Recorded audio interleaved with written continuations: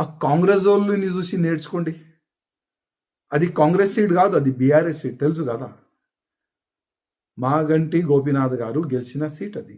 కానీ కాంగ్రెస్ గెలిచింది. ఎట్లా గెలిచింది? కుట్రలు చేసినారు, బూత్ క్యాప్చరింగ్ చేసినారు, ఇంటింటికి డబ్బులు పంచినారు. గెలుపు టార్గెట్ పెట్టుకున్నారు, వాళ్ళు గెలిచినారు. కానీ మనోళ్ళు గెలిచే టార్గెటే లేదు. ఎన్ని ఓట్లతో నీ ఓడిపోవాలే అదే టార్గెట్తో మా వాళ్ళు ముందుకెళ్ళినారు. మా కేంద్ర మంత్రి కిషన్ రెడ్డి గారు పార్లమెంట్లో ఉన్నా అది నియోజకవర్గం ఈజీగా గెలవచ్చు. అది ఎలక్షన్ డిక్లేర్ అయిన తర్వాత, అంటే గోపీనాథ్ గారు చనిపోయిన తర్వాత ఆల్రెడీ తెలుసు కదా బై ఎలక్షన్ వస్తుందని. ఏం చేసినారండి? ఎందుకు ఆ జూబ్లీ హిల్స్ లో ఉన్న ఓటర్ని ఎందుకు చెప్పలేదు మేము ఉన్నాం మీకు అని? మా బీజేపీకి ఓటు వేయండి, మాకు ఇవాళ గెలిపియండి, మాకు గెలిపిస్తే నెక్స్ట్ బీజేపీ గవర్నమెంట్ వస్తుంది. ప్రతిసారి చెప్తారు కదా అక్కడిక్కడ, బెస్ట్ బీజేపీ గవర్నమెంట్ వస్తుంది, బీజేపీ గవర్నమెంట్ వస్తుంది.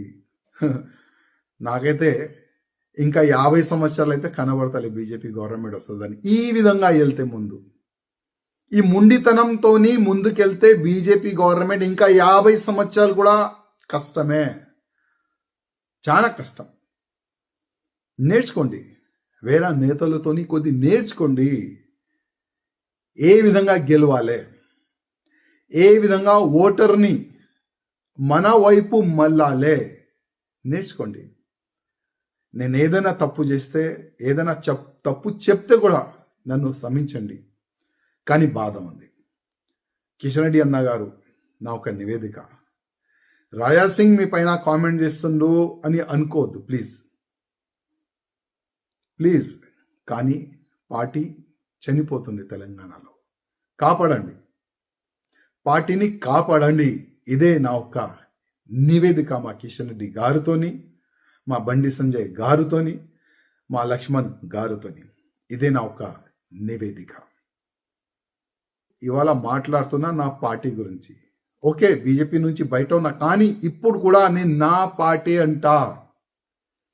నాకు మీరు తీసుకోవద్దు బీజేపీలో, నాకు రానికి ఇప్పుడు ఇష్టం కూడా లేదు.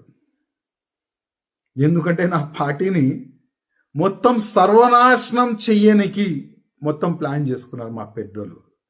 వాళ్ళు సొంత స్వార్థం గురించి మా పార్టీని సర్వనాశనం చేయనికి ఆల్రెడీ డిసైడెడ్.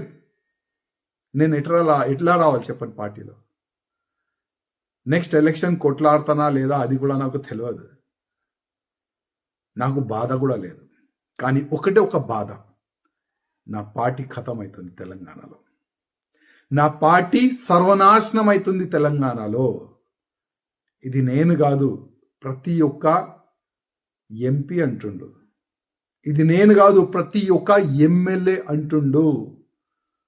మాకు ఫ్రీడమ్ లేదు మా కాన్స్టిట్యున్సీలో, మా పార్లమెంట్లో మాకు ఫ్రీడమ్ లేదు.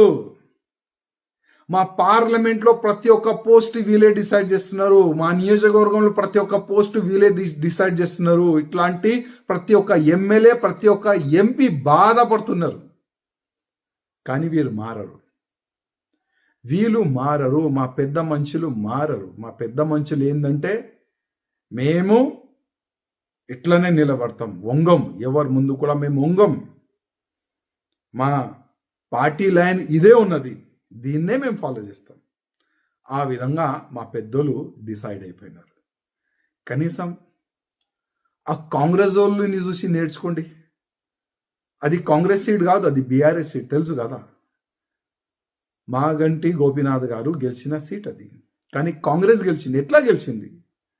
కుట్రలు చేసినారు, బూత్ క్యాప్చరింగ్ చేసినారు, ఇంటింటికి డబ్బులు పంచినారు. గెలుపు టార్గెట్ పెట్టుకున్నారు, వాళ్ళు గెలిచినారు. కానీ మనోళ్ళు గెలిచే టార్గెటే లేదు. ఎన్ని ఓట్లతో నీ ఓడిపోవాలే అదే టార్గెట్తో మా వాళ్ళు ముందుకెళ్ళినారు.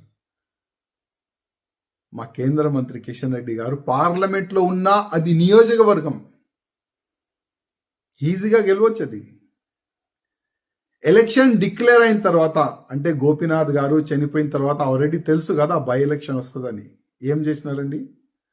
ఎందుకు ఆ జూబ్లీ హిల్స్ లో ఉన్న ఓటర్ని ఎందుకు చెప్పలేదు మేము ఉన్నాం మీకు అని? మా బీజేపీకి ఓటు వేయండి, మాకు ఇవాళ గెలిపియండి, మాకు గెలిపిస్తే నెక్స్ట్ బీజేపీ గవర్నమెంట్ వస్తుంది. ప్రతిసారి చెప్తారు కదా అక్కడిక్కడ, బెస్ట్ బీజేపీ గవర్నమెంట్ వస్తుంది, బీజేపీ గవర్నమెంట్ వస్తుంది.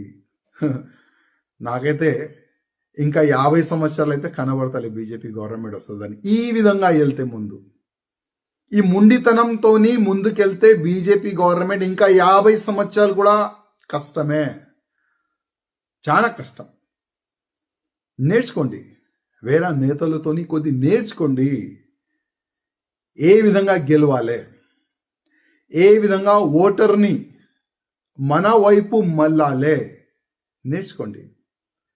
నేను ఏదైనా తప్పు చేస్తే, ఏదైనా తప్పు చెప్తే కూడా నన్ను క్షమించండి, కానీ బాధ ఉంది.